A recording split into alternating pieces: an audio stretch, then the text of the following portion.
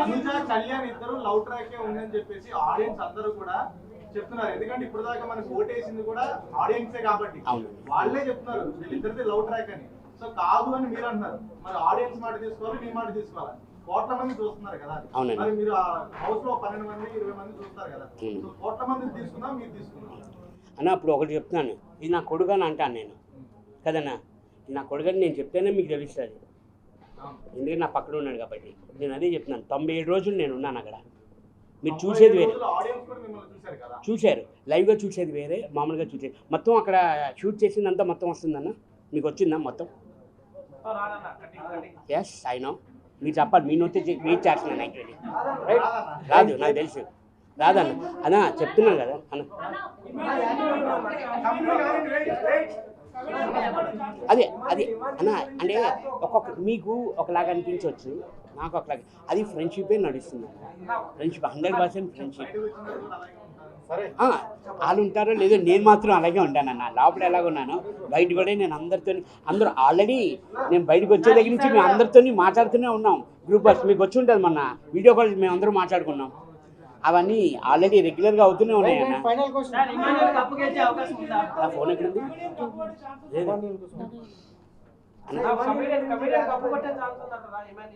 అన్న? కొట్టాలనే అనుకుంటున్నాను అన్న. ఇప్పుడు అందరూ ఈ 5గురిలో ఎవరు కొట్టినా చాలా హ్యాపీ అన్న. ఎందుకంటే 97 days వీళ్ళందరితో ట్రావెల్ చేశాను. అందరూ ఫ్రెండ్సే అన్న, అందరూ ఫ్రెండ్స్. అందరూ ఎవరు కొట్టినా హ్యాపీగా ఉంటుంది.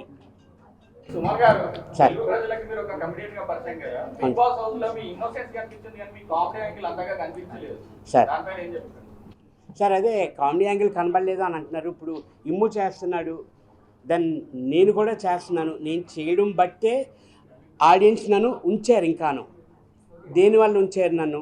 నాలో నచ్చి, నా యాంగిల్ నచ్చి, నేను చేసిన నేను మాట్లాడిన విధానం బట్టి, నేను ఆడిన టాస్క్ని బట్టి నన్ను ఆడియన్స్కి నచ్చింది. అందుకే నన్ను ఉంచారు కదండి నాలోను. లేకపోతే నేను ఎప్పుడో 4th week 5th week నేను ఎలిమినేషన్ అయ్యి వచ్చింది. సార్ చెప్పండి, మళ్ళీ వెళ్తాను తనకి, అప్పుడు ఇంకా ఎక్కువ కామెడీ చేస్తాను సార్. అంటే 1 weekలోనే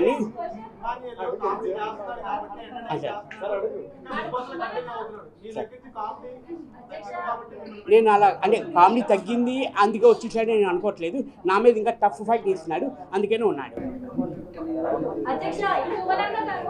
మీరు